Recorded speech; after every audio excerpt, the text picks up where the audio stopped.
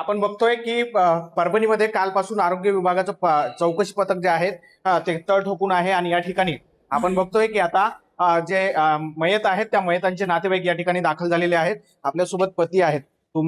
तुम्हाला आज विचारणा केली जाणार आहे. काय मागणी काय आहे तुमची चौकशी समिती पुढे? हे आमचं भाऊ हे सांगणार.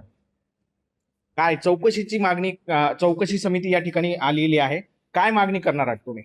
आमची मागणी आहे की 2 जीव गेलेले आहेत त्याची पूर्ण तर चौकशी व्हायला पाहिजे आणि जे जे दोषी आहेत त्यांच्यावर कठोर कारवाई व्हायला पाहिजे. बरं. निलंबित करायला पाहिजे. निलंबित ऑलरेडी केलेलं आहे 4 जणांना. एक जण राहिले, वर्मा डॉक्टर साहेब राहिले. ओके. त्यांना निलंबित केल्याशिवाय आम्ही गप्प राहणार नाही. नाही तर आंदोलन करणार, नाही तर परभणी बंद करणार आणि उपोषणला बसणार. बडतर्फ करण्याची मागणी तुम्ही करणार आहात का? अधिकारी जे कोणी दोषी आहेत त्यांना बडतर्फ करण्याची मागणी करणार आहात? मागणी करणार. अटक व्हावी अशी इच्छा आहे का तुमची? त्यांच्यावर 302 दाखल व्हावं त्याच्यावर हा. आणि त्याच्यावर कठोर कारवाई व्हावं.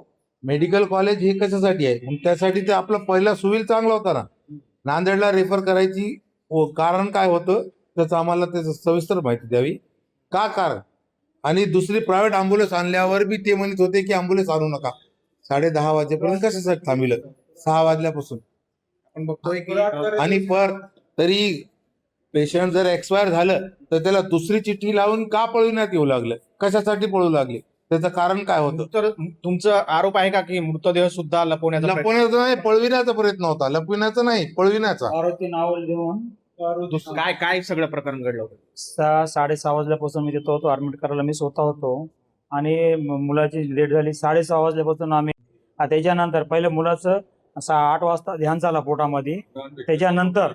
त्यांच्यानंतर माझ्या मुलीचा ध्यान झाला. त्यावेळेस आम्ही सांगितलं, डॉक्टर साहेब बोलणं झाल्याच्या नंतर त्याने घोषित केलं. आम्हाला मध्ये बोललेलं आणि जेव्हा विचारलं तेव्हा वर्मा डॉक्टर साहेबाला आम्ही बोलत होतो. वर्मा डॉक्टर साहेबांनी काय केलं, आम्हाला बोलताना बॉडी मागून परस्परांनी येऊ लागले. आम्ही बॉडी धरली तिथं. त्याच्यावर पार्वती नाव लिहून दिलं. तर मी मला हे पार्वती नाव लिहून दिल्याच्या नंतर हे बॉडी आमची आहे ना? नाही म्हणले, तुमची नाही दुसऱ्याची आहे. ती बॉडी परत बाहेर गेली. बाहेर आमच्या मुलांनी सगळ्यांना धरले, आपलीच बॉडी आहे म्हणले. मग आम्ही डॉक्टरला बोललो तर मग डॉक्टर पळून गेले. वर्मा डॉक्टर साहेब त्यांना कडी कारवाई होईल. त्यांना तात्पुरतं त्यांना हातकडे घालून इथून अटक करायला पाहिजे. आपल्यासोबत महिलेचे पती आहेत. तुमची काय मागणी आहे या सगळ्या संदर्भात? त्यांच्यावर कारवाई हो ही आमची मागणी.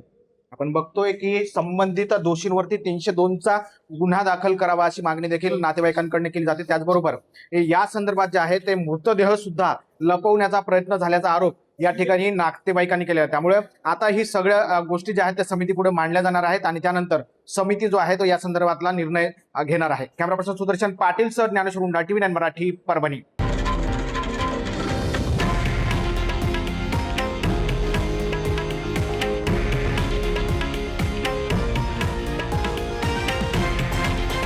हे आहे देशातील नंबर 1 न्यूज नेटवर्क आणि आपण पाहत आहात TV9 मराठी, एकमेव.